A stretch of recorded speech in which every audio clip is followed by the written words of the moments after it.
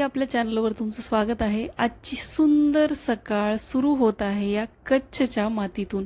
सकाळी 6:15 ते 6:30 वाजताचा हा व्हिडिओ आहे। निवांत शांतता आणि आम्ही कच्छमध्ये 2 दिवस जिथे राहिलो होतो ना तिथला हा व्हिडिओ आहे। आम्ही टेंट सिटीमध्ये न राहता इथले जे लोकल बुंगा असतात, ज्याला बुंगा म्हटलं जातं, गावाकडच्या वातावरणातले शेणाने सारवलेले प्रॉपर घरं असतात। बाहेर तिथे असं गावाकडचं वातावरण असतं, तिथं आम्ही राहिलो होतो। याला बुंगा म्हटलं जातं।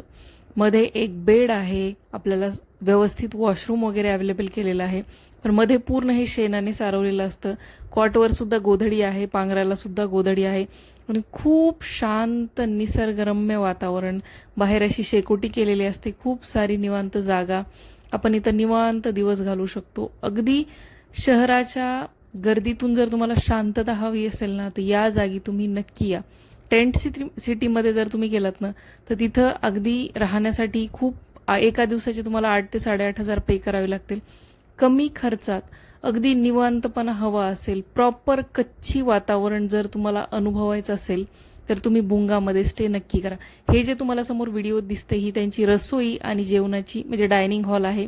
त्याच्यानंतर समोरच्या साईडला हे आपल्याला राहण्यासाठी दिलेलं आहे।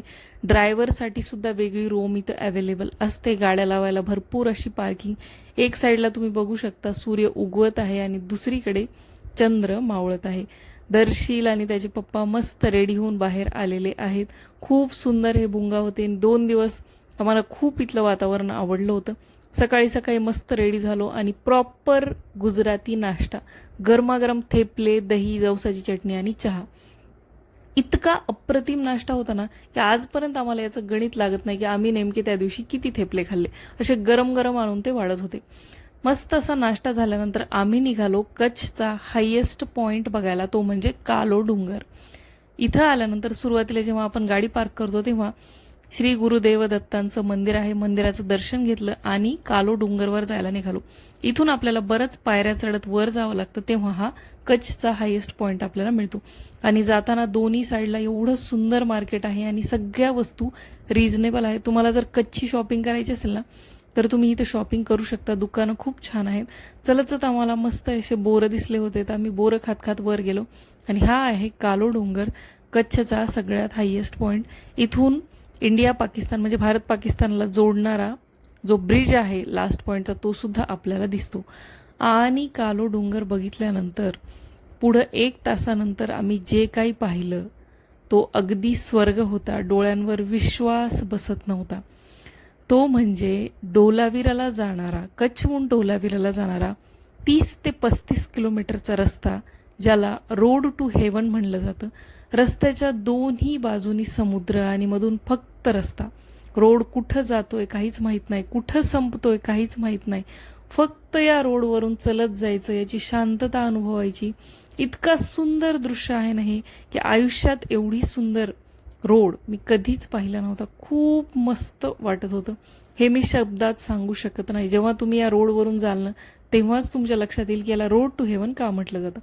त्यानंतर 1 तासांनी जवळजवळ मस्त फोटोशूट करून आम्ही पोहोचलो डोलावीराला, जिथे हडप्पन संस्कृतीचे अवशेष आहेत।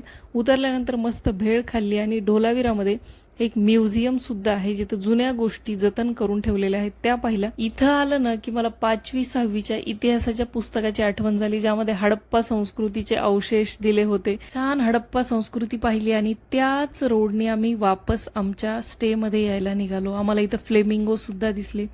इतका सुंदर हा नजारा होता ना की सगळी ट्रिप आमची इथंच वसूल झाली। खूप सुंदर सुंदर फोटो काढले, इथलं वातावरण अनुभवलं। हा 30 किलोमीटरचा रोड खरंच आयुष्यभर लक्षात राहील। संध्याकाळी घरी आलो म्हणजेच आमच्या बुंगामध्ये आलं, मस्त काठियावाडी जेवण केलं आणि दिवसाचा शेवट केला। तुम्ही सुद्धा जर कच्छला यायचा प्लॅन करत असाल ना तर टेंट सिटीमध्ये राहण्यापेक्षा बुंगामध्ये राहा, तुम्हाला इथलं वातावरण खरंच खूप आवडेल। चला भेटते पुढच्या व्हिडिओमध्ये, तोपर्यंत बाय।